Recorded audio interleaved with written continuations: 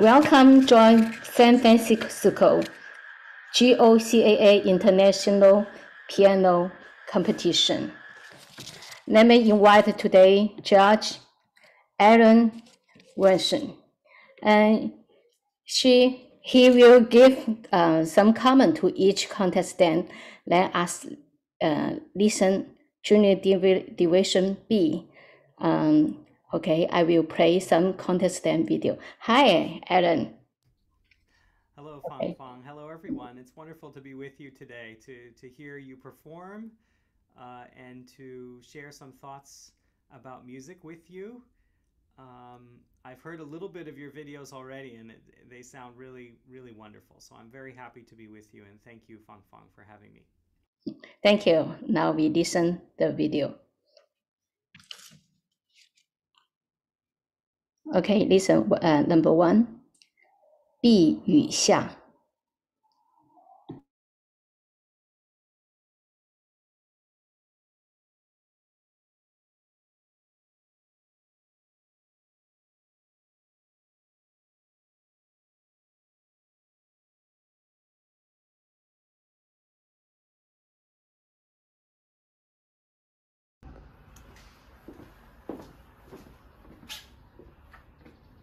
评委老师好，我叫毕雨夏，我今年15岁。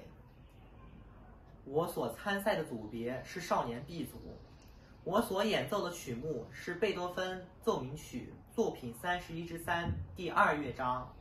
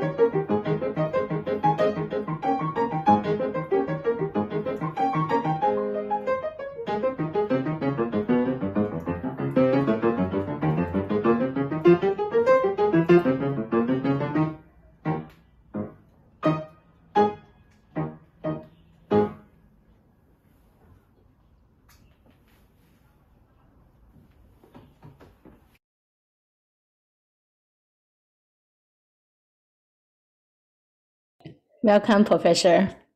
Give a comment. Okay, I'll be happy to. Is Yuxia here? 碧宇下 you in here? I'm not sure because the media not in China. I will recording. Okay. I'll share some thoughts then. Good. Well, first of all, I'm very, very impressed. You have a wonderful sense of the march rhythm of the this kind of almost military march. Of course, it's kind of a funny march. It's not exactly a serious march, but the energy is there, which is really essential in this movement. And so I thought that was terrific. The sense of the dotted rhythms is excellent. So a lot of the most important parts of this movement are really very much in place. I think the challenge is to really keep the 16th note soft. And in order for that to work, it's important to stay with the left hand very loose and very close to the keys so that you can control the sound within a very soft dynamic. It's very easy for some of the 16th notes to stick out.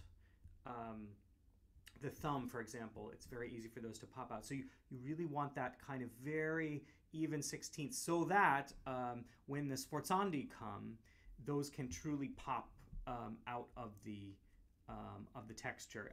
A couple of quick comments based on the score, which you should see here in front of you. Yeah, I would let the sforzandi really apply to the right hand. Try to keep the left hand as even as possible. Pianissimo here. The dynamic changes are really important in this movement. And Beethoven, I think when he writes pianissimo, he means this whole section should be pianissimo, as soft as possible. So again, very close to the key, very light, but with the energy that you already have, which is excellent. When the key changes, so from A flat major in the beginning, then after the double bar, it changes to F major, which is very distant from A flat. So that really needs a different kind of sound, a different quality of sound. So I would really think, first of all, what do you want the character of the sound to be? Do you want it to be brighter? Do you want it to be warmer? What difference do you hear? And then I would think about how you can make that clearer for the listener, the change in sound, a different touch, different approach for the different key.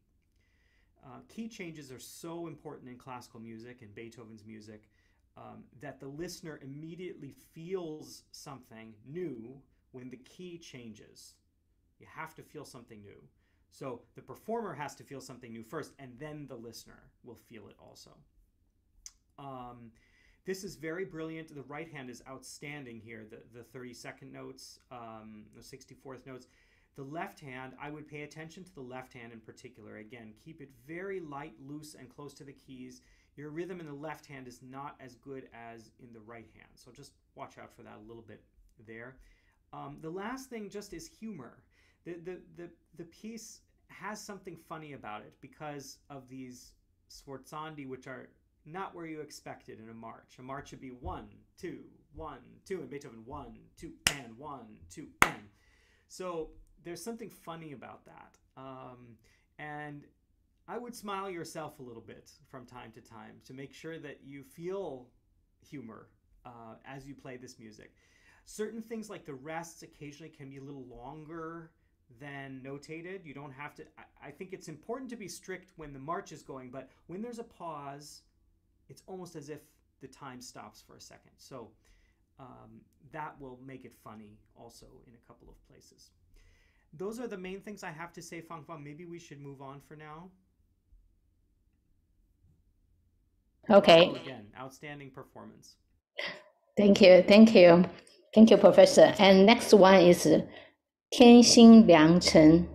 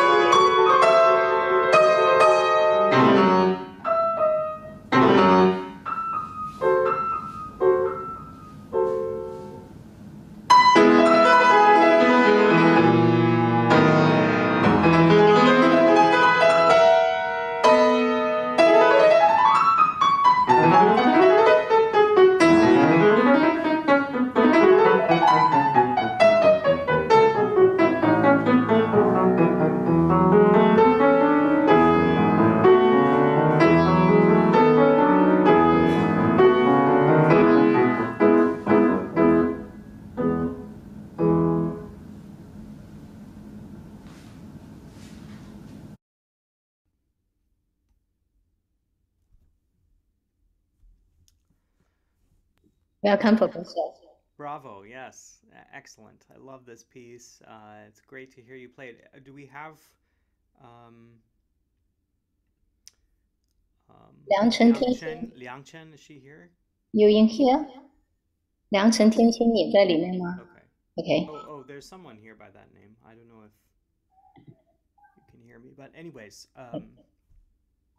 very well played. I think that you have a beautiful touch at the instrument, which is very appropriate for this classical style and Beethoven in general.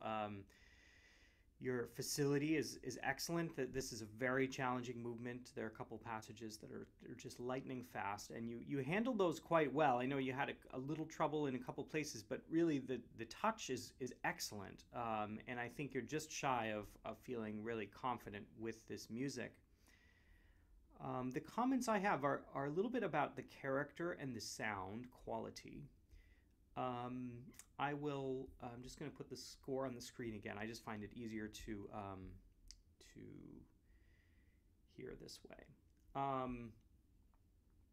So in this early music, which you can see the dedication here by Beethoven to his teacher, Haydn, it's very much in that style, at least at the start of this. And I think what I would think about creatively a little bit more is how you can use the rests.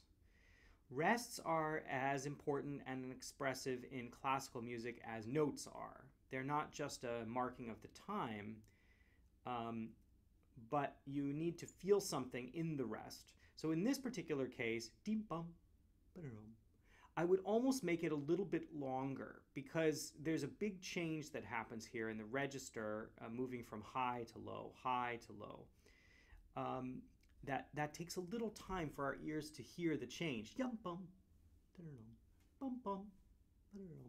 So just be aware of the rest. Don't just think dum bum ba-dum bum bum. It's not like that. It's two separate things. One thing, another thing. One thing, another thing.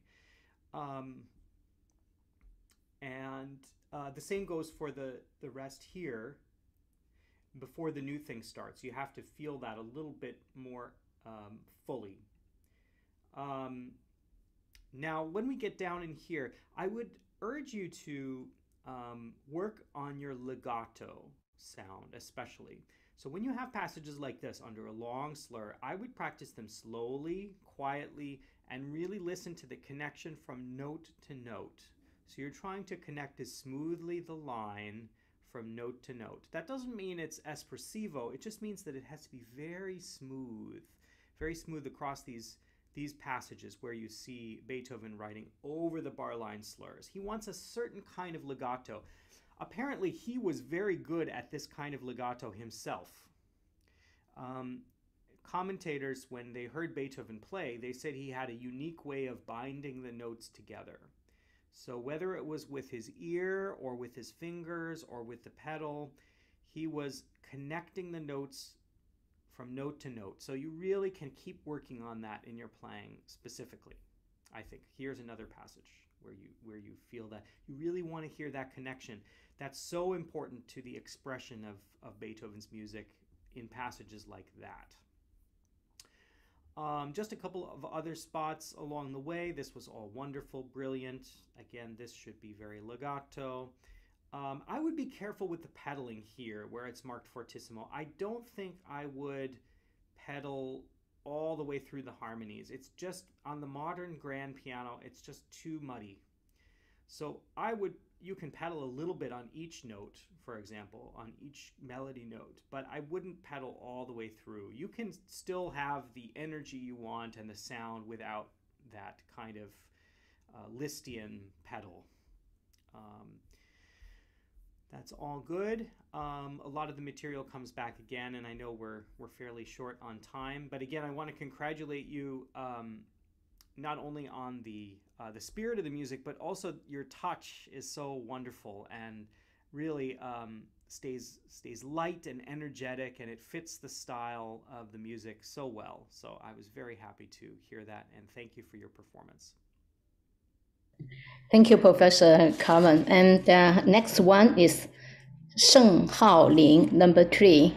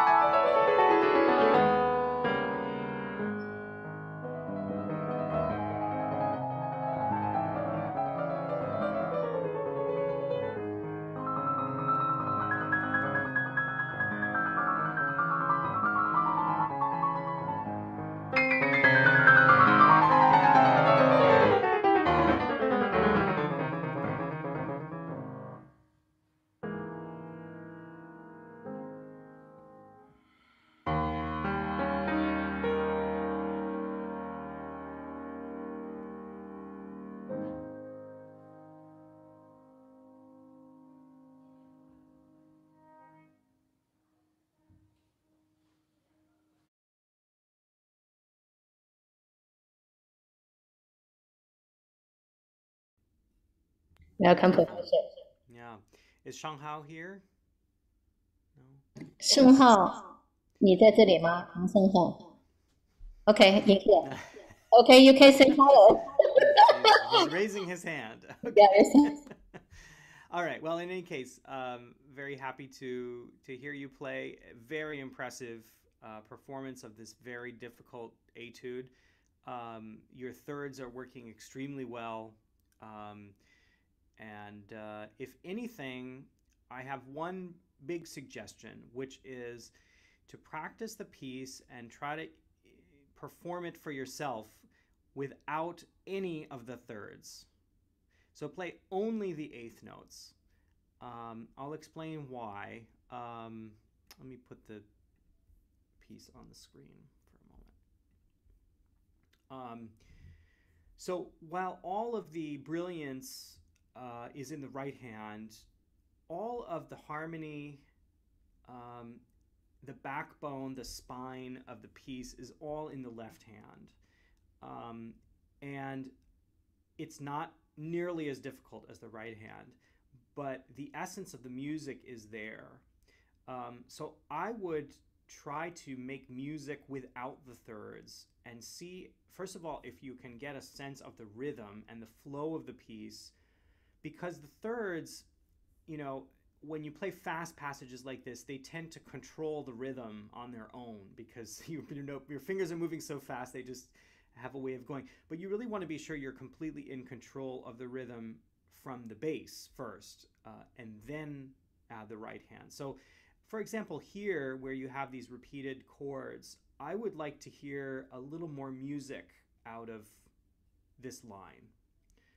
Ti da ti da ti da ti da ti. It can control the flow, I think, from here, and then this will be an added effect in the right hand once you add that back in. Now, I do want to point out that you highlighted beautifully some of the harmonic changes in the music already. So it's not going to take you very long to figure out what else you can do with the left hand, because you're already doing some of it. Some of these changes, which one did you do very beautifully? Here, for example, your sense of the harmony here and how you get back to the home key was outstanding. You know, Chopin writes these stems for the G sharps and occasionally for other notes in the left hand, which suggests that there's not only one layer in the left hand, but at least two different layers here. And if you take it apart slowly and try to find a different touch for those notes, and really get into the sound of G sharp minor through the left hand, create this dark, gloomy, mysterious sound with the left hand, and then add the thirds back on the right hand. And I think what you'll find is it'll be easier to play the right hand, and the right hand can stay a little bit more, a little bit looser, and it doesn't have to be quite so muscular. You can actually just kind of release it and keep it very light. It will maintain its brilliance without being quite as loud. I mean, Chopin knew about that, and so he wrote sotto voce, you know, really keeping it down, loose and dark in quality. Those are the main things I have to say, but again, it's a superb performance, and it can only get even better from here. Thank you. Thank you, Professor. And next one is number 4, 横西菜。如果你在，你到时候你也 raise 一下你的手，举一下你的手，我知道你们在。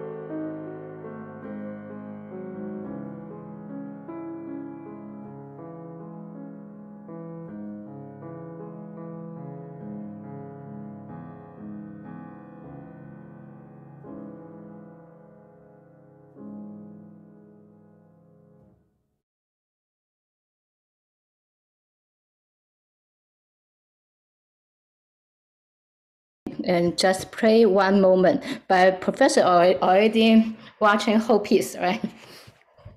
Okay. What's that? Yeah. I just play one moment and Zoom Sure. meeting. You're already watching the whole piece, right? Okay. Okay. Welcome. So I should speak now? Yeah. Okay, great. So Hangxi, um, beautifully played. I liked very much the feeling that you put into the piece. You feel the music deeply. Your concentration is very good throughout, from beginning to end. You're in the piece. You feel focused and present emotionally, which is great. I do have a couple comments about the character of the movement for you to consider. Um, and I would like to point out what Beethoven has written about it, um, which you can see here. Um, he's written this long indication in Italian um, to play the movement as delicately as possible, and then he says "e senza sordino," which in this case means without the dampers. Now that doesn't work on the modern piano. You can't hold the right pedal down for the whole time. It will just be a mess on the modern grand piano. But it is clear that Beethoven's looking for a very special effect here. And it's also clear that he's looking for a soft effect. Not only does he say delicatissimamente, as delicately as possible, but he also writes sempre pianissimo. Now, there are a couple places in the movement where it goes to piano. Okay, here, for example. But there's no mezzo forte, there's no forte. So as much as you feel the music, you have to find a way of communicating that within the soft dynamic. Okay, you can do it. I believe you can do it just as communicatively, but instead of this range, you have to keep it within this range because it's a spell. It's a magic spell, this movement. And if you break the spell by getting too loud, we're not under the spell anymore. Then the spell is broken. Okay, so that's very, very important. The other thing I want to highlight has to do with the time signature, okay, which is not in 4, it's in 2. Okay, so at least when you started, I was very aware of every single beat, and you need to feel it at least in 2. So I would suggest a couple of things. First of all, I would try playing the whole movement without the triplets, just the chords in the left hand and the dotted rhythm in the right hand, and see if you can make music without the triplets first. Create the harmony and the shape of the piece without the triplets, then add the triplets back in. But try to keep the feel of the music according to the harmony, not according to ta ta ta ta ta ta. That we don't need to hear every single ta ta ta the notes every single time. So those are the main things I would keep in mind. So whenever you have these wonderful swells, which you do beautifully, try to keep everything within pianissimo. So you can do it. It'll be even more ghostly, more spooky, more mysterious if you can keep those truly quiet. As the piece went along, I did notice that you gained a little bit more of a feeling by the half bar in 2 instead of in 4, and that was very helpful. So I would encourage you to go even further in that direction. You might just try playing it a little faster for a while, just until you start to feel in 2 the pulse. Then if you want to go back and slow it down a little bit, that might work fine. Watch the rhythm at the end there. D da da d da da 1 2 2 2 1. Just be careful you're not rushing through these last chords. We don't want the spell to be broken until the second movement, which I'll hopefully hear another time. I think those are my comments for you, and thank you again for such a heartfelt performance of this very famous piece of music. Thank you, Professor. And next one is Xia Wu. She just gave me the videos today, so maybe before you not see, I saw the video. Number 5. Okay.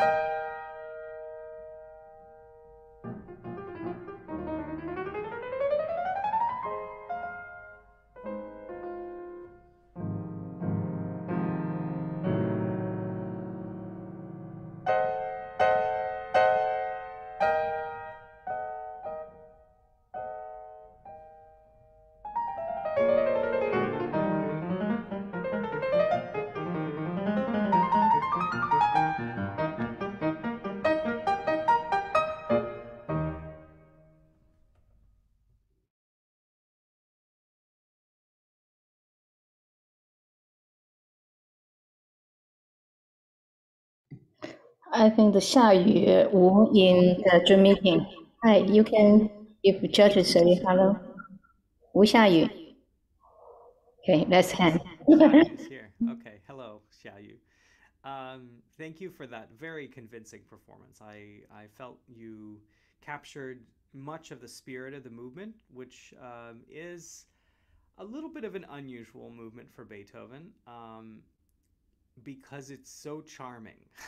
It's Beethoven's music sometimes, as we know, is quite serious or very dramatic, but there's something which is it has kind of a twinkle in its eye, and it's not humor exactly, but I would call it charm. And I think you're very close to fully capturing this movement. I have a couple detailed observations about what you're doing in the score. So I'm going to try to share that and see how we're doing here. Yeah. Okay, so just a few things as you go. The sound quality, the tone, everything wonderful at the beginning. Really, I think it perfectly fits. I would be careful with the dotted rhythm. I know that you want this to sound a little bit relaxed, but I wouldn't play in a slower tempo than your actual tempo. I would play in allegro, the tempo that you want for this main part of the movement. It's not an introduction. You know, Beethoven, when he wants an introduction, he writes it separately with a separate tempo and everything. That's not what this is exactly. So can you keep the gentle quality that you have here without playing slower than the rest of the movement? Okay? I think you can do it anyways. Okay, now a couple articulation things that I think are a little bit of an issue. Here, you're playing very short in the left hand and the lower part of the right hand, but Beethoven does not write staccato here. So I would think yom, bom, bom, a little bit more like a bowed sound, not a short note for the left hand and the right hand here. There's a couple other places like that where you're not quite doing what Beethoven is writing. Here's another one, measure 20. The left hand has a different articulation than the right hand. The left hand, these are long notes, long quarter notes in the left hand, whereas the right hand is short. You're playing them all short. I think things like that are very important because they give the music three-dimension, a third dimension in a way, because you have the pulse and the bass, and then you have these long bowed notes in the left hand, and then you have the yadam, bottom in the right hand.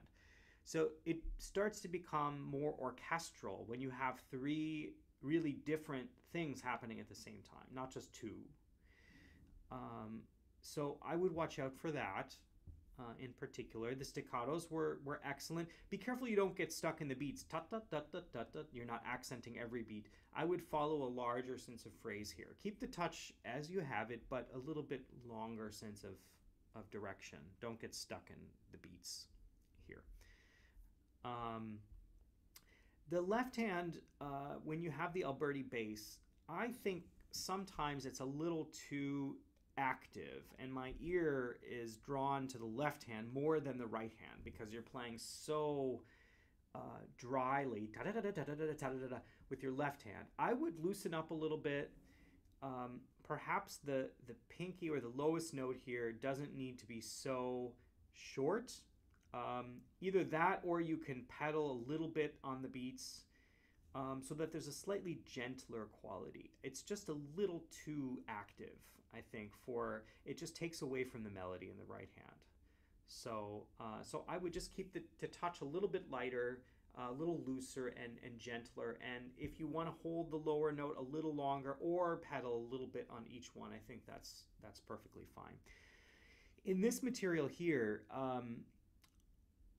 I wouldn't play the rhythms totally exactly as Beethoven prints it. He does this a lot in his piano concertos where he writes a 12 followed by a 7 followed by a 9. And I don't think he actually wants it to be exactly as written. He wants the feeling that it's sort of free for a moment. But you don't want to feel the beats strongly. You want to feel a sense of line that goes beyond the beats. So you're playing them brilliantly, but again, I wouldn't try to mark the beats in any way here. I would let them flow and try to smooth over those rhythmic divisions. Beethoven had to write something, so he wrote 5 and 12 and this and that, but I think he really wants a sense of freedom. So I would follow the longer line there. Those, I think, are the main things I wanted to highlight. In the development section, I think you don't have to push the rhythms forward so fast here, especially when he changes from the low to the high. This is a traditional thing that comes from opera buffa, or funny opera, humorous opera, comic opera, where there's something very low followed by something very high, very low, very high. It takes a little time to adjust from the low to the high to the low. So you don't have to do it so exactly. Otherwise, it feels normal, and you don't want it to be quite normal. Ta, ya, like this. So I would take just a tiny bit of time to place the high after the low. Wonderful. I think that's probably all the time we have, and that's basically all that I wanted to say. Again, I think you're capturing the spirit of the movement beautifully. Keep that twinkle in your eye and the smile on the inside, so that the music has that charm and that sense of delight that is so much a part of this particular movement. Thank you very much for your excellent performance. Thank you, Professor. You're very quickly to look in the music sheet. Wow, yeah, good job. Thank you. And next one is Jason Liang.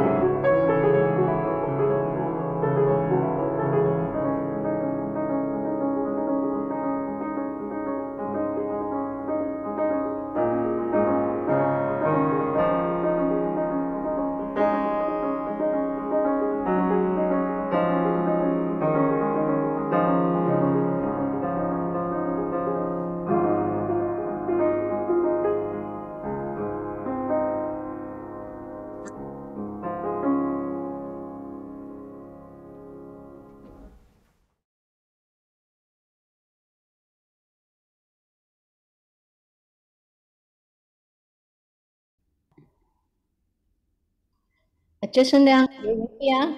Raise your hand. Okay, here. Hello, Jason.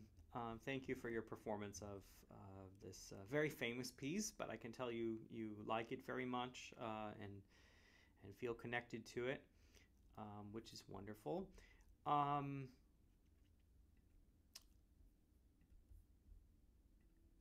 Chopin, at the beginning of this piece, he writes Allegro agitato, and I think it's worth considering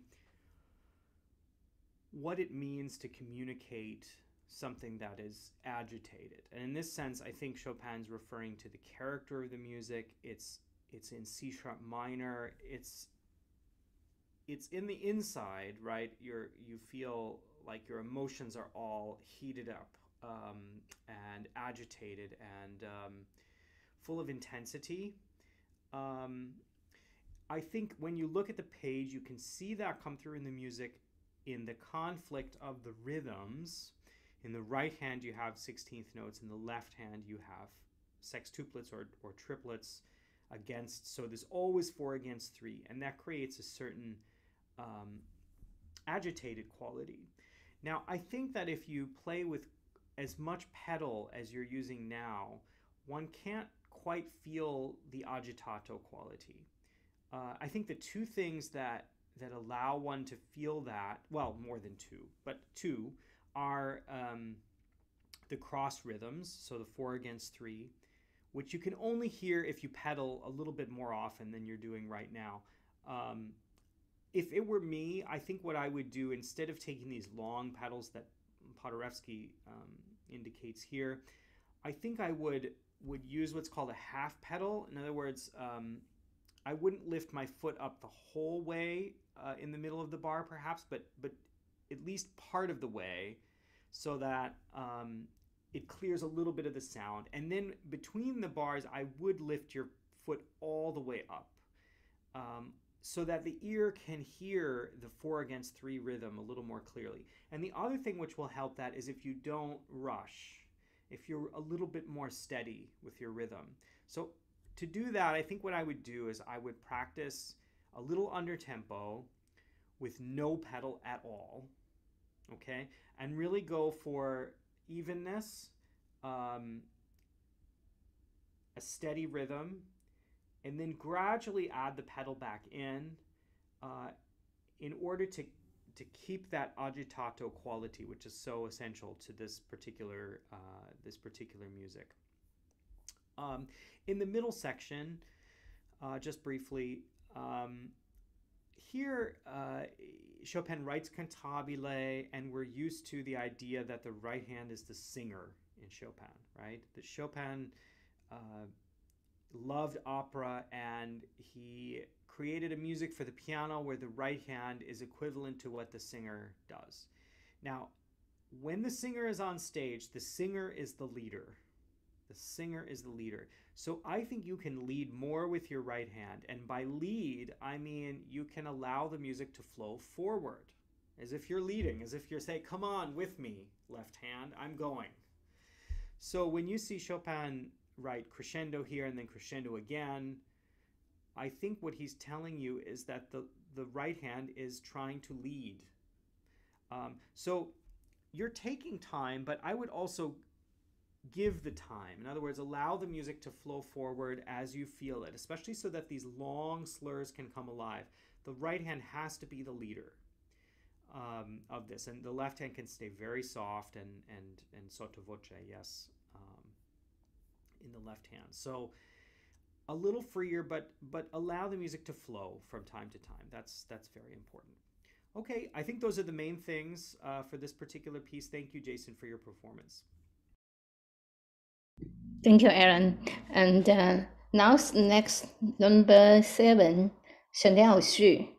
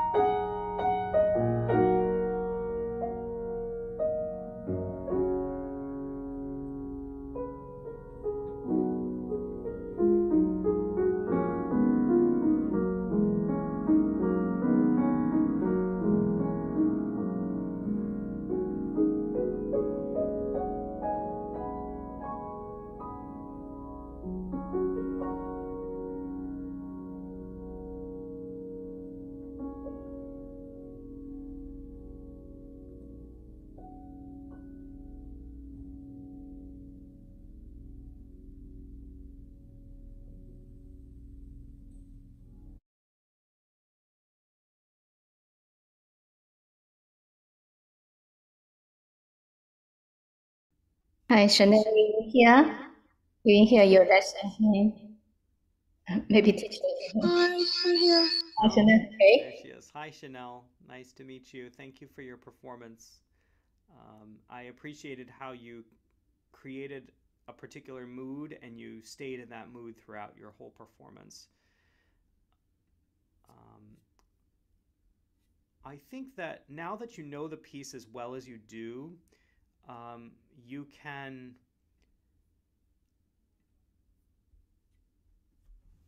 ease off a little bit of the strictness of the rhythm. And also in your touch, you can go for a slightly gentler quality in your touch. Debussy writes a couple of times in the piece. At the beginning, he writes sans rigueur, or without effort. Later, he writes sans lourdeur, which means without heaviness. So, even though these look like big chords on the page, he writes pianissimo and not heavy. So, I think there's something in the touch that your touch is a little serious. Sometimes it has a bit of a weighty quality. And I think Debussy doesn't always want that in this music. Um, I mean, it's the girl with the flaxen hair. I would imagine, this quality of the hair, this very fine quality of touching something very soft, and maybe you can think about that as you play at the keyboard. Um, Notice that Debussy has a long slur at the beginning, so we don't want to hear. We don't want to hear every beat marked out. I would really try to stay very smooth, very light, with that very tender quality of touch all the way across this line so that we hear it as a phrase. The harmonies, I would let your fingers sink into the harmonies, into the keys, rather than playing them with effort, pushing the keys down. Sort of just let your hands sink into these harmonies and just enjoy the pleasure of the changes in harmony. That's a big part of this music, is just, the difference here between D flat to B flat and then to E flat. Just the sheer pleasure of the sound and its change is important. But Debussy goes out of his way to write slurs not only in the right hand here, but also in the left hand. And so I think he doesn't want to hear every single beat marked this way. But there has to be a horizontal quality, a sort of smoothness of touch, but also of flow in the music. And occasionally, I think you can let the music flow more fully. Um, Follow his markings where he's bringing you upwards. You can allow the music to move a little bit. He writes un peu animé, a little bit more moving here, for example. I think you can do even more with that now that you feel comfortable with the piece and know it. I think that's all we have time for. But thank you for your performance, and yeah, keep working on it. I think it will be even more beautiful as you continue to get comfortable with it. Okay, thank you, Professor. And now it's number 8, last one, Nova Xu.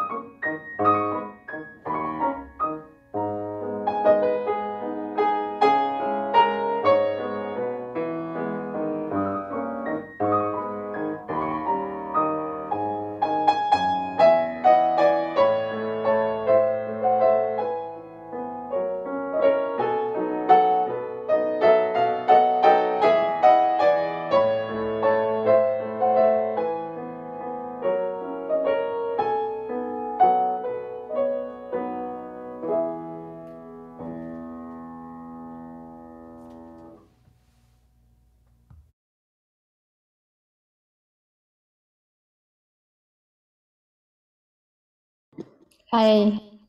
No one you here? Raise your hand. I see the name on the screen here. Okay. Okay, thank you for your performance. A beautiful waltz that Chopin's written for us, isn't it? Um,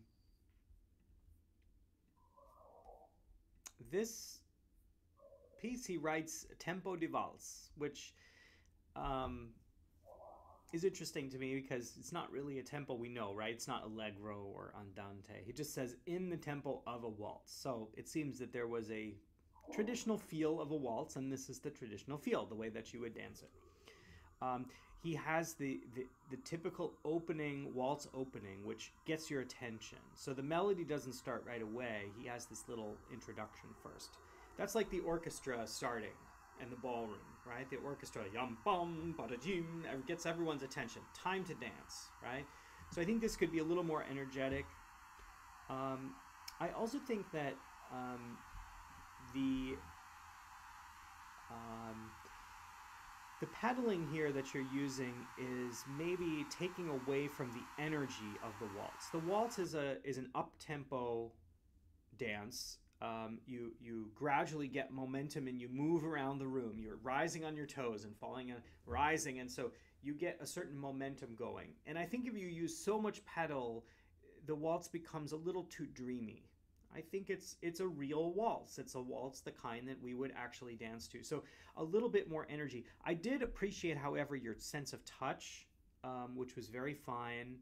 You have a gentle, lyrical sound. I think that's excellent. I wouldn't lose that in your right hand. But the pedaling is taking away from the energy of your left hand in particular. So I would try a little drier, really pedal, change pedal for each bar, I would say. And make sure you release at the end of the bar fully with the foot. And I think that will already make a big difference. Don't be afraid when you start to build momentum across the phrases, for example, here, yum, ba-da-dee-da-dum, this sort of thing. Let the music go. Once it's moving, your body is moving, you're spinning around as you're dancing, it can flow a little bit more. Then it comes to rest at the end, and Chopin marks very clearly at the double bar. So the waltz, I think, the tempo of the waltz, part of what that means is not too strictly, but build momentum as it goes, and it gets going, and then it settles down again. That's part of dancing the waltz as well.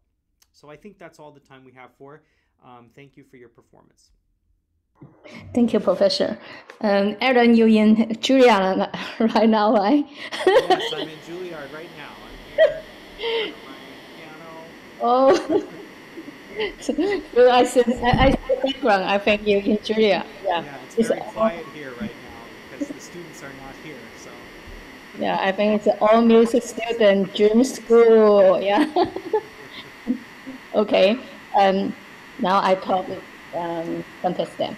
is this the next round now? Yeah, now it's next round. Yeah, I will Can I start. just have 1 minute break? Okay, 1 minute, okay, 30 seconds? okay, I'll okay. be right back. 2 minutes. Okay, okay.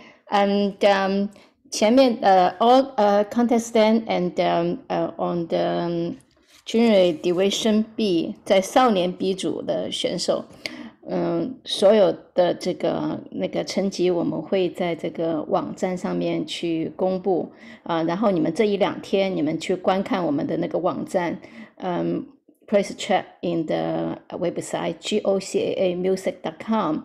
All score will put on the website. 如果你看到自己得了1等奖，那我祝贺你，你得到了就是进入总决赛的这个资格。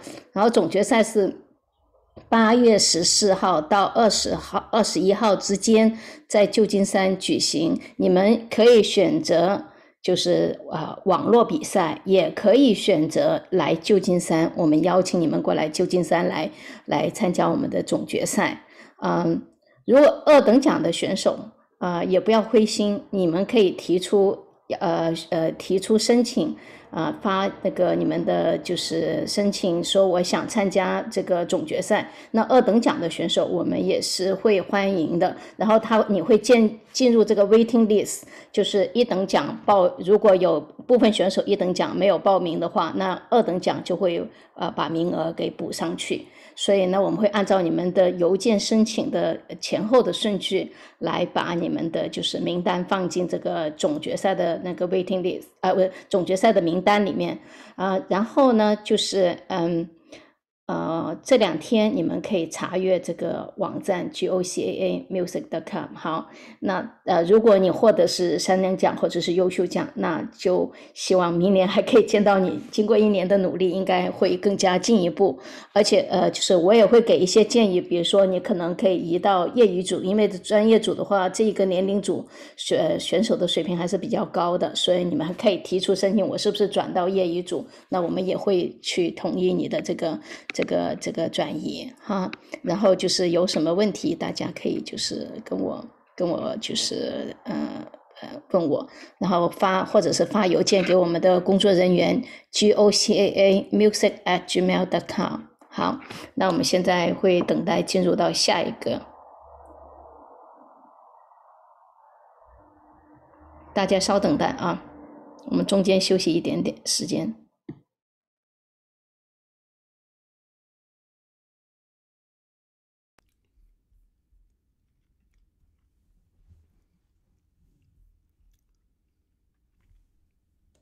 Okay, I'm ready, Fang Fang, whenever you would like to start.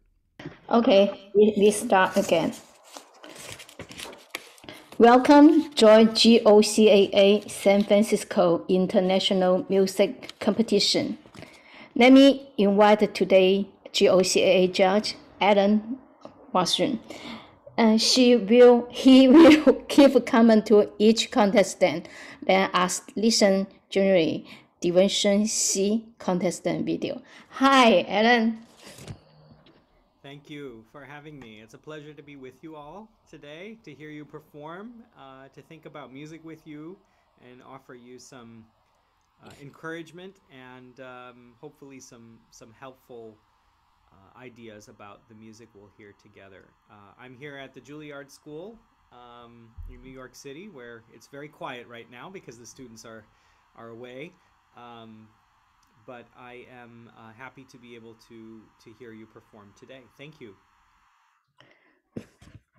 Thank you. Now I first video and Wunsch Li. OK， 如果有些选手你们在这个群里面在这个 Zoom 里面，如果在点评你的时候 comment 你的时候，你们可以 raise your hand 告诉我们听你在这里，然后老师会跟你们就是有一些评语哈。现在我们听第一个，然后待会今天点评的顺序我会发在这个 chat 这个地方。 OK， Let us see。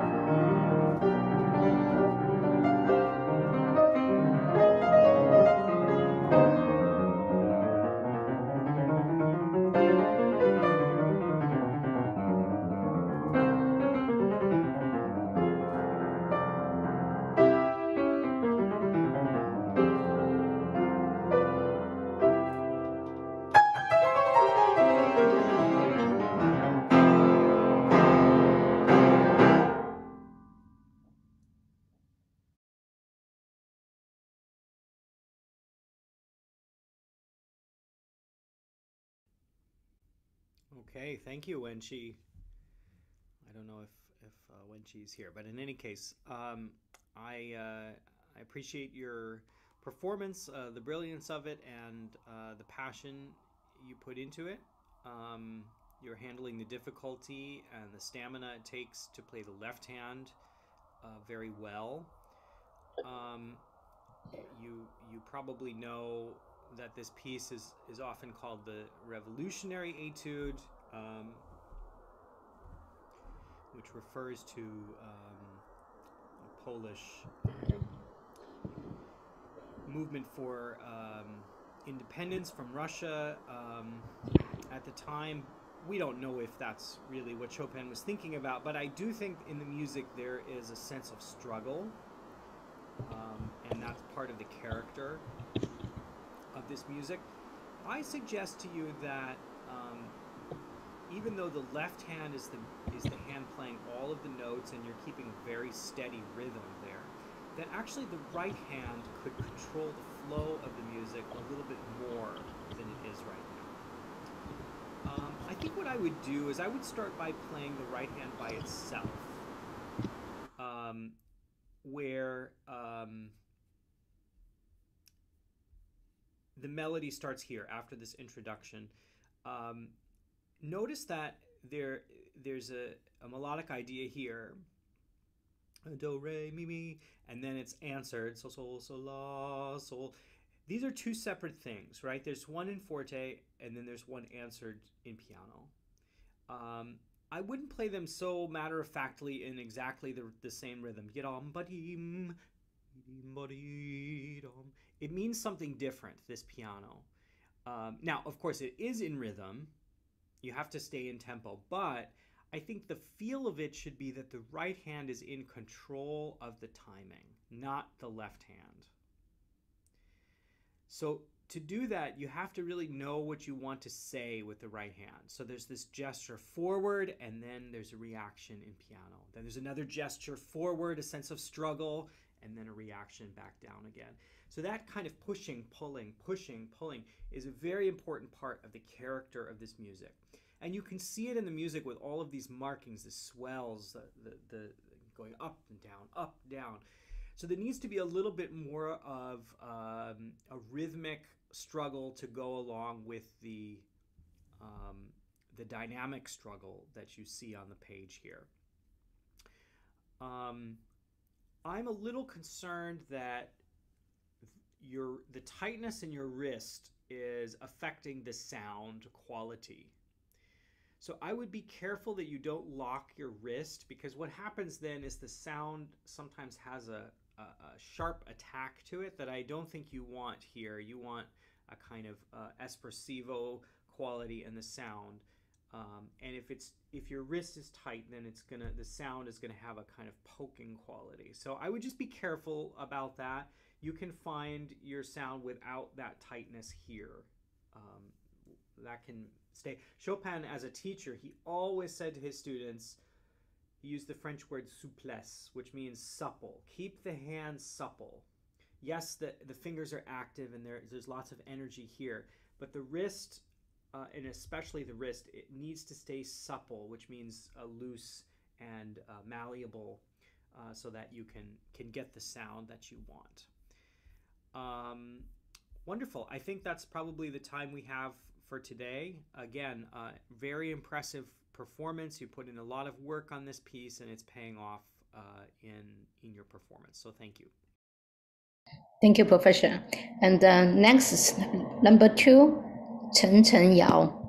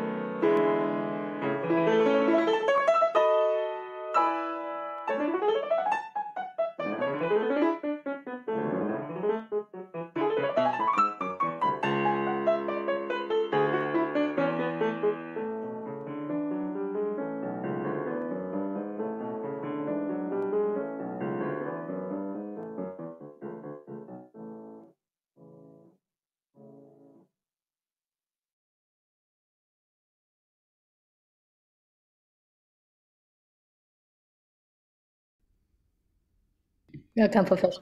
Okay, wow. Really a very fine performance. I was very convinced that you were bringing the piece alive, that I understood your interpretation. It fits the style of the piece beautifully. Um, so it's really a very mature performance, interpretation, and a very convincing one. I mostly just have a couple of little things to consider, not so much big things. Your legato is excellent. I think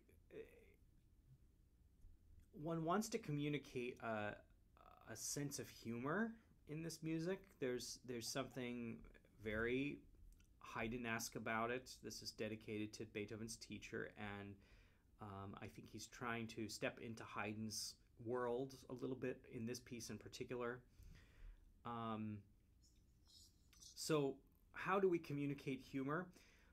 Humor is all about expectations, right?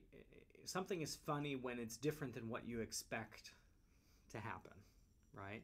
So I would be on the lookout for places in the music that are funny because they're a little bit unexpected. For example, here in measure 9, we have this, what seems like a stopping point coming down, and then suddenly, bum, bum, bum, bum, bum. So moments like that can really surprise us if you wait just a tiny bit longer before you go on and really surprise us. You can look for places like that in the music. This, however, this spot here, measure 58, where the left hand goes into 16ths, this strikes me as more serious, and Beethoven has used the indication espressivo, which is not very common, I would say, in an allegro movement like this one. And I think that your right hand can be a little more serious, really play legato, lead with the right hand. Right now, your left hand is very much in control, and I'm a little too aware of the 16th notes. They're a bit loud. I would keep them lighter and allow the right hand to really take charge of the direction of the music. It's serious, it's urgent, it wants to lead us forward. And let the left hand be very, very light in the background. It doesn't have to be so active, I don't think. One other place, you play the 16th triplets here brilliantly. They're very difficult and fast, and you play them really wonderfully. Be careful that the 8th notes don't rush, though, that you stay very steady. I would just be yup, up, up, up, up, up, up, up, up. Don't yet, da, dee, da, da, da, da, da. They tend to fall forward. So just be careful about that as you're coming down. I think I would just keep the rhythm very, very steady all the way to the end there. The fortissimo is good. I think you can play fortissimo in energy more than in volume. It doesn't have to be quite so loud, but can be very, very energetic with the fingertips, very active. This is all excellent. Again, excellent legato sound here. Yeah, just stay very steady in all of this material, I would say. Bravo, really very fine playing, and I hope you'll play the rest of the sonata too, because I think you can give a really superb interpretation of the whole piece, not even just this movement. So thank you very much. I think Chen Chen Yao in here, and he will translate it. But I will talk to him later. 姚晨晨，我已经给你做了记录，然后等这个结束以后，我会联系你，然后我会把刚才老教授说的东西给你稍微解释一下啊。好，OK，we keep going.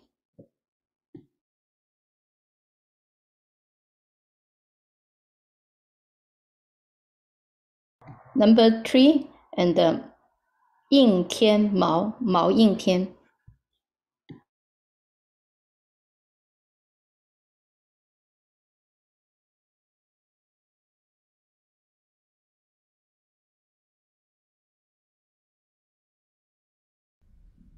大家好，我叫毛应天，我的参赛组别是专题组斯克里亚宾组，我的参赛曲目是斯克里亚宾降 D 大调练习曲 OP8 No.10。Okay, thank you very much. Wow, what a challenging etude this one is.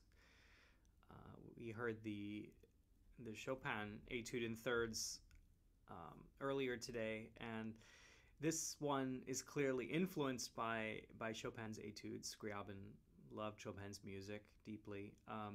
But unlike Chopin's, the left hand is also very difficult in this etude, not only the right hand. So it's an extra challenge. Um, I think that in general, your sound quality is really excellent. Um, it's warm, and um, your sense of rubato in some ways is very good.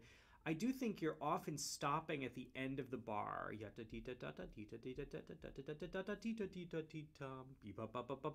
And I would be careful about that. I think it's fine to expand a little bit at the end of the bar, but if you stop, then the listener feels like there's a double bar and then there's something new starting. And then so I think there's a little too much stopping. You can take time, but let the music continue to flow, never really stopping with a sharp stop. Um, I think what I would do if I were you is to practice a lot with the left hand alone, so that the flow of the left hand, um, you're clear what you want to do with the left hand. The right hand is more difficult, yes, in some ways, but you're doing quite well with that. I think I would focus on the left hand. Notice that the dynamic here is piano at the beginning. Yours seems a little too energetic, maybe, for what this is, or maybe no, that's not the right word. It can be energetic, but I think it's a kind of energy that's here. It's not out in the world yet. It's finding its way and is a little bit more inside to start. So I would keep that in mind. Maybe what that means is that you don't have to be quite so active here, but can stay a little closer to the key so that we feel the ebb and the flow of the music a little bit more instead of each individual attack.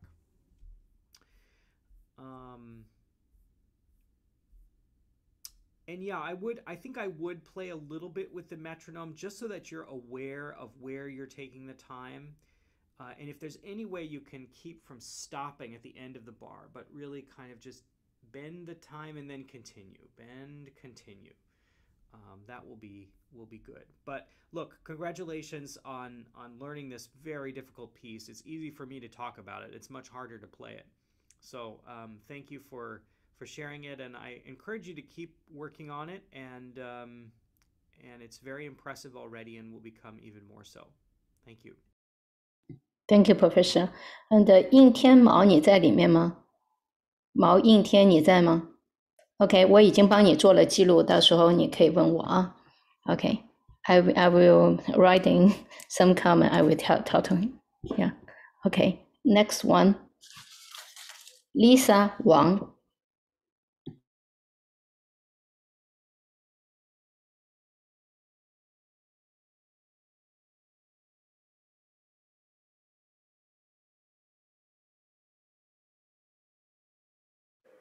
Hello, I am Lisa Wang, and I will be playing Silvergetto by Carl Philipp Emanuel Bach, Sonatina Opus 36, Number 2, Part 3 by Clementi, and Polka by Tchaikovsky.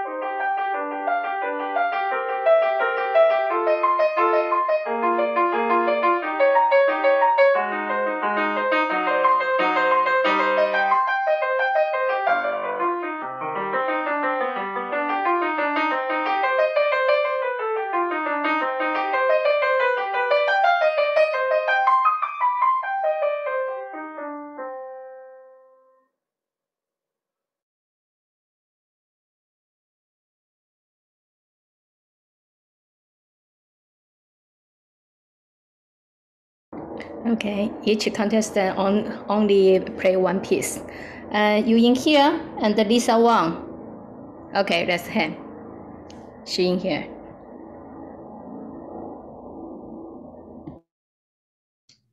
Hello. Hi, Lisa. Thank you for your performance. And I was able to listen to your video earlier of the other two pieces as well. So, but it's great to hear you play. And I enjoyed getting to know this solfeggio by C.P.E. Bach. There's a lot of attention on his music right now. This is the oldest son of Johann Sebastian Bach, right?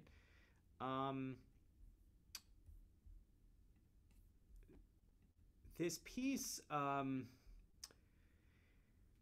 you're very strict with your rhythm, and you've learned it very carefully, and I appreciate that. I think now that you know it as well as you do, you can let it flow a little bit more. I'm very aware of the beats, each group of 4/16, and I think if you look at the music on the page, you'll see how it ebbs and flows and rises and falls.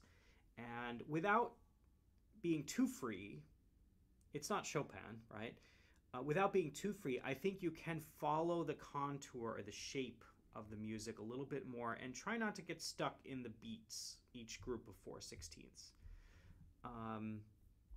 So I think that's the main thing I would consider here as you're playing this piece.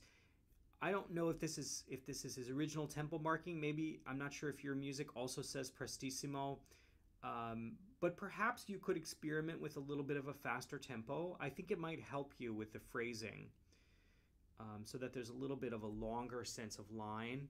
I think that might be easier actually if it's a little bit faster than what you played today. The Clementi, I'll just say because I listened to it earlier. Also, I felt you played it beautifully. I think it was also maybe a little bit too tied to the beat. I don't know if you like to practice with the metronome, which is great, but I think I would allow your right hand in the Clementi to have a little more freedom, so that you feel as if the right hand is controlling the music, as you can allow it to breathe between the phrases, especially just a little bit more. It doesn't have to be so tied to the rhythm of the left hand. I feel like the left hand rhythm is very much controlling the right hand, and I think it can be a little bit more the other way around. Not a big change. It's a very small change, Lisa, not a big adjustment. But just allow the right hand to breathe from time to time. That's in the Clementi. The Tchaikovsky, I think I would practice the left hand alone. Keep it very light. There's an element of humor, which I think is easier to hear when if your touch is just a little more delicate, a little lighter. But those are the main comments, and thank you for sharing this music with us today. Yeah, Lisa, you have any question you ask the judge? 你有什么问题吗？ No, I think I'm fine. Thank you. Yeah，就是评委已经提前把你们的 video 都看完了，所以他给了你3个作品的这个一些建议。Okay, we can do next one. David Lin, number 5.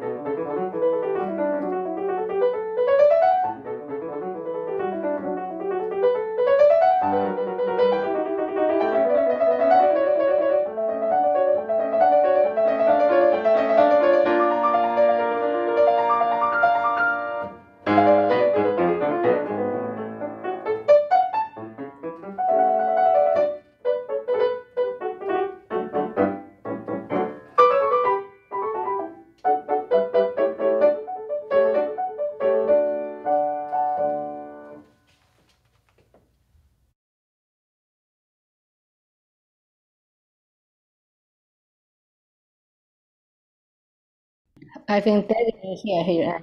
Yes, I see his hand is up. You Hi, can say David. hi if you are professor. Yeah. Hi, David. Thank you for your performance. It was energetic and lively, and in a way that I think really fits the spirit of this music. So congratulations. A couple comments. You can see the score on the screen here. I like your sense of the con brio, that it's lively and has all this energy. Be careful that the tempo doesn't accelerate, that it yum bum bum bum bum bum starts to rush a little bit. I think it's partially technical, but at least at the beginning, I would keep it very steady, very steady. So it can be fast, but it doesn't need to accelerate more than that. I think that these chords can be a little stronger. Actually, the Haydn uses a very dense chord here, a little bit like the start of a symphony. The orchestra plays together. So I think that kind of sound, a little bit of a faster attack into the key, will give a brightness in the sound that I think works, but then stay very steady for these first two bars. This was very nice, measure 3. Body, body, body, body. That can move a little bit or just be a little freer.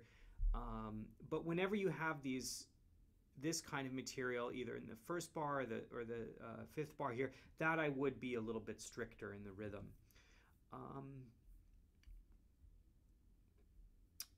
This second theme can be a little bit more relaxed.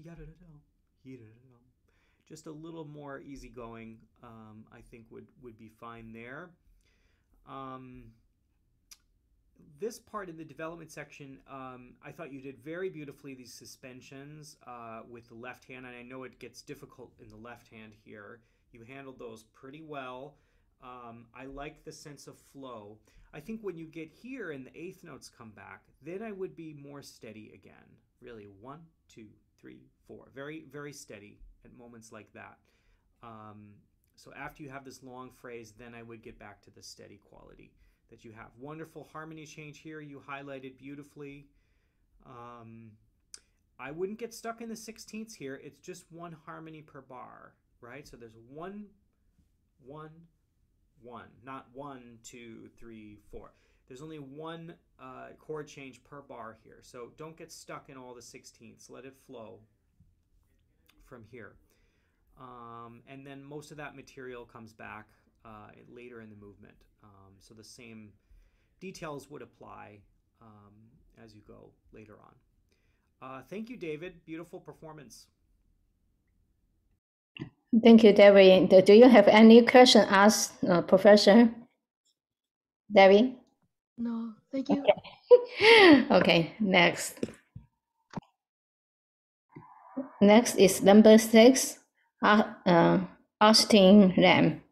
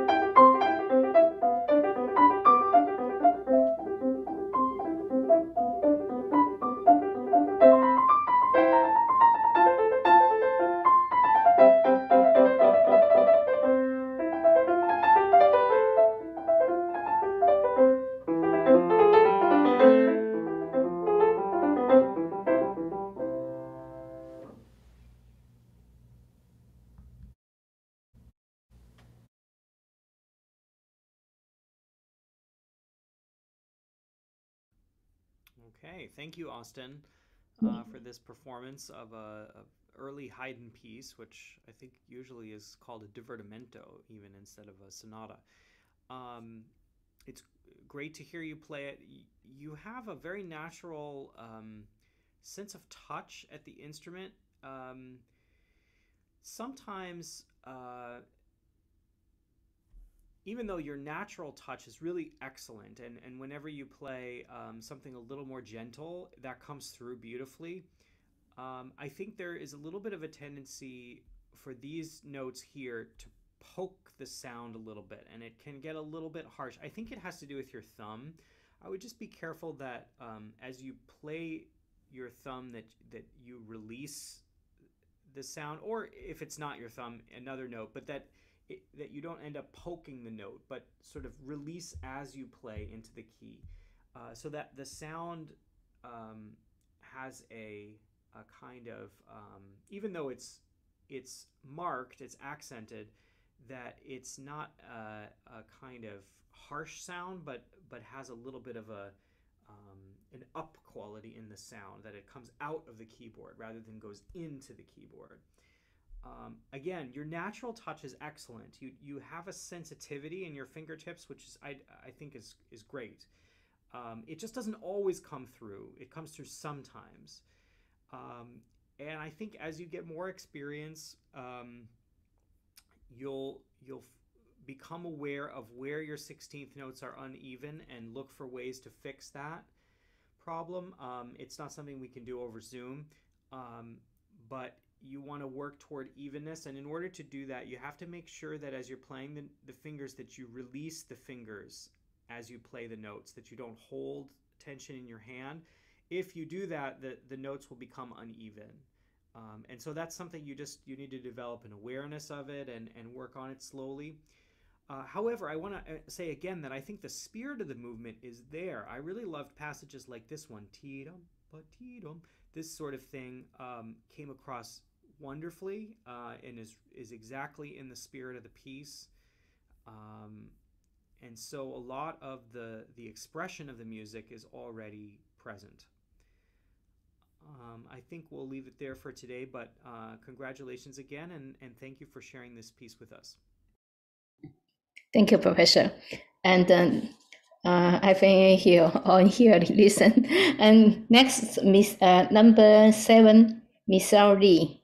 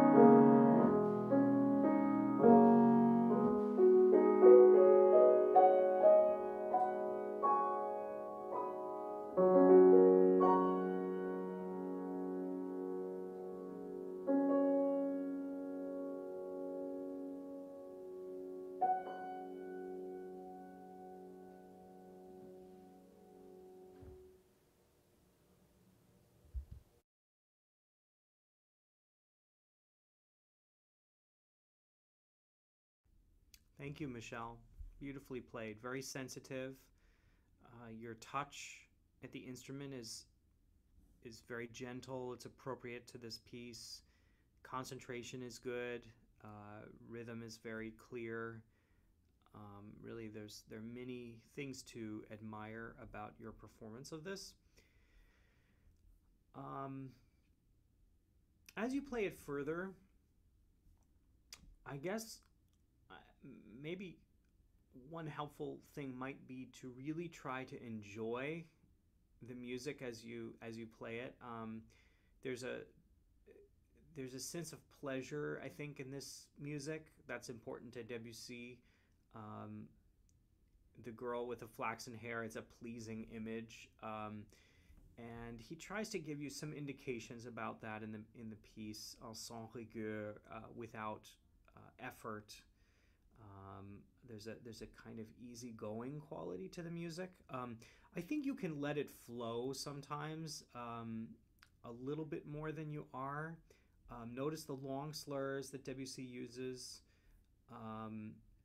and he gives you indications that you can have a little flexibility in the sense of timing.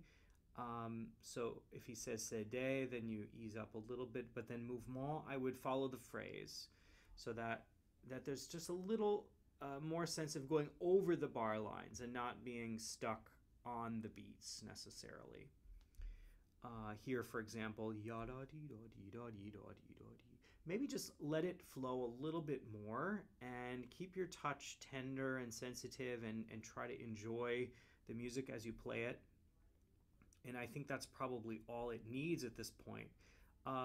Here, on peut en aimer, I mean, it does say a little bit faster. I think you're barely playing faster here. I think you can let, it's almost like a breeze comes through, right? There's like you're outside and it's a beautiful day, but then suddenly there's this kind of breeze that takes you along. And I think the music could do that here a little bit more as you go up to mezzo forte. Keep your thumbs very light here, sans lourdeur, without heaviness. Pianissimo, really just almost like lazy fingers, just sort of, playing the notes, yes, but it's easy for it to get too heavy very easily, which is why Debussy wrote not heavy here. So just really very lazy fingers and light in the keys, and that's all it really needs from here. So I think that's enough. You play it beautifully, and it was a pleasure to hear you play it. Thank you. Thank you, Professor. And next one's number A, Haydn 10.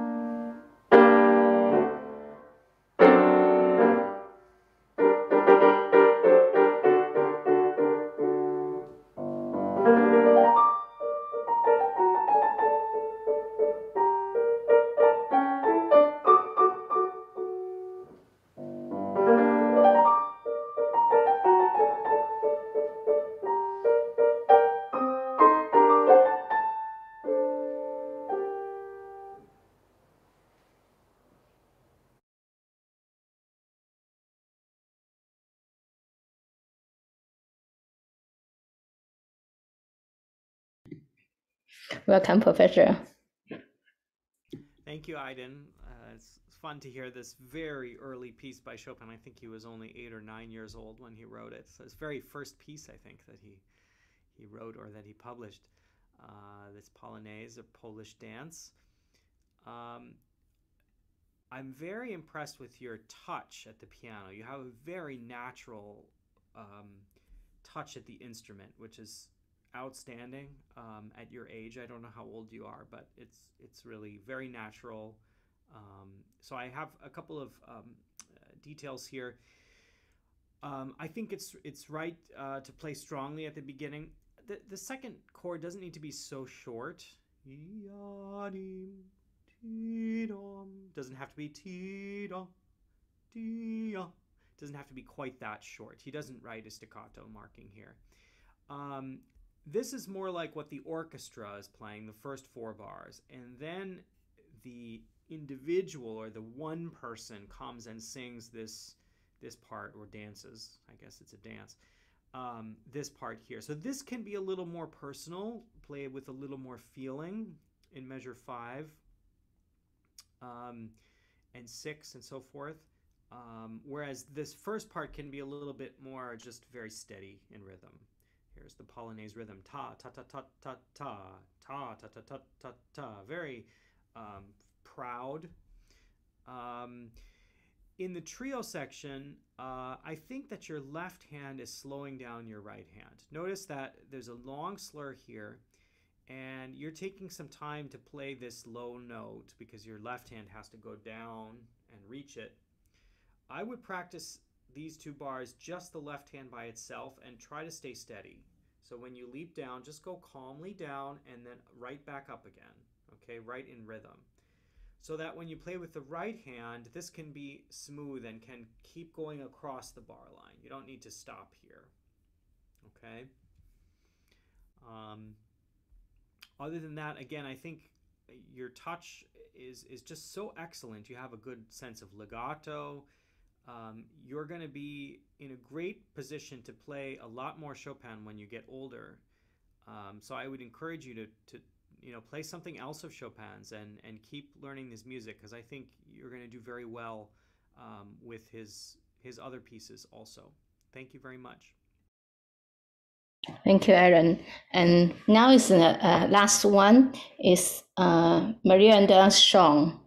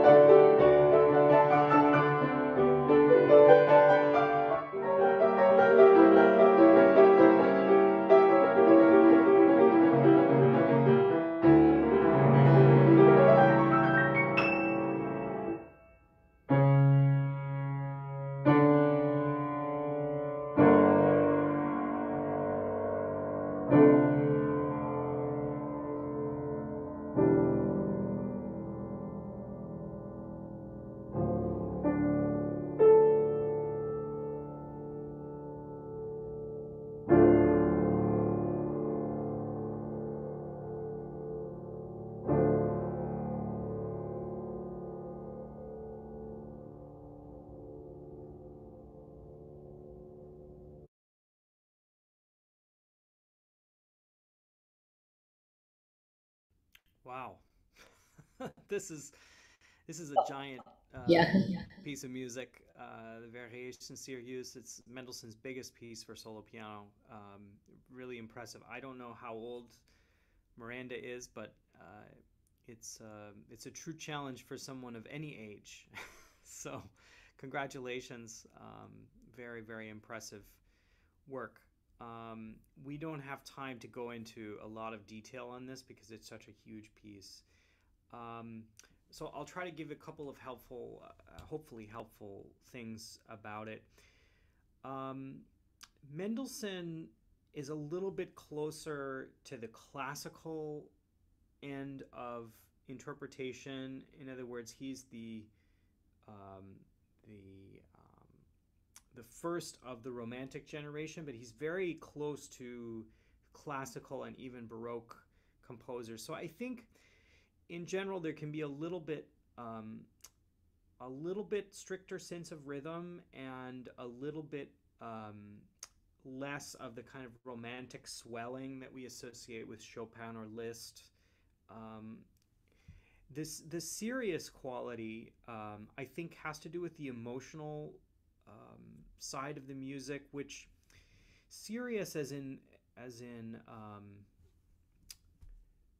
you're filled with um, maybe I don't want to say worry, but there's something which is um, well, maybe a little bit worried under the surface, or it requires a lot of concentration and thought. And I think the way to communicate that is through the legato in your sound. And I think you can keep working on that, Miranda.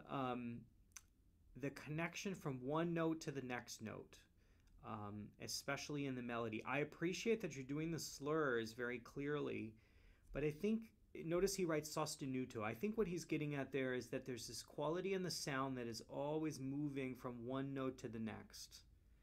Um, and could, I would be happy to hear a little bit more of that smoothness in the legato in the sound.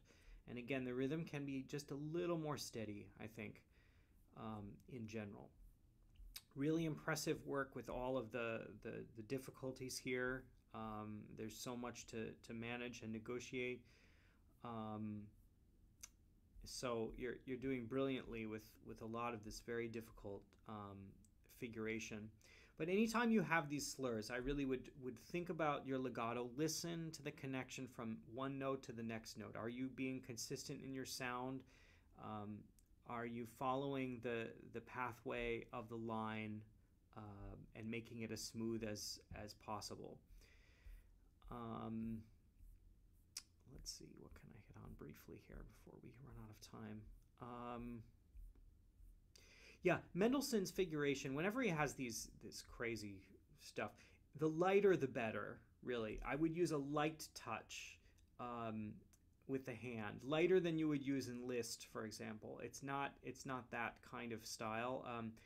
And so even though it's crazy in terms of the number of notes, generally speaking, stay close to the key and just keep a very light touch. And I think a lot of this will be even a little easier to play than it is right now, if you can do that. In these variations with the offbeat syncopations, I would try to stay very steady if you can. Again, a little more classical in terms of the pulse, I think is better for the music. I'm not sure that you need to slow down so much at the end. I don't know why you do that, because he doesn't write ritardando at the end. I think he's written it out in a way. You can see the note values get longer here anyways. Yes, you could slow down a little bit, but I don't think you need to go to adagio. Again, he's kind of written it out that way. So just round off the piece this way, but don't let it come to a crawl. It just gets a little too slow, I think, at the very end. But wow, what a tremendous achievement to be able to learn this and play it all at this age. It's really impressive, and you've done a lot of hard work on it, and it's a very fine performance. Thank you.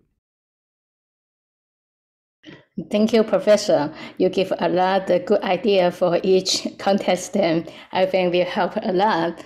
Thank you. And yeah, and thank you for all contestants join today Zoom meeting. And the score we will show in the website, gocaamusic.com. If you see you got the first prize, congratulations, you will go to next round. You can go to the final round. And if your second prize, you will go to the waiting list. So, okay, please check the website gocaamusic.com. If you have any question, you can send email to us, gocaamusic@gmail.com. Thank you. 你们的成绩会很快在这个网站上面公布，请你们查询 gocaamusic.com。然后，如果你们获得1等奖，如果看见你们获得1等奖，就祝贺你们，你们可以得到了进入总决赛的资格。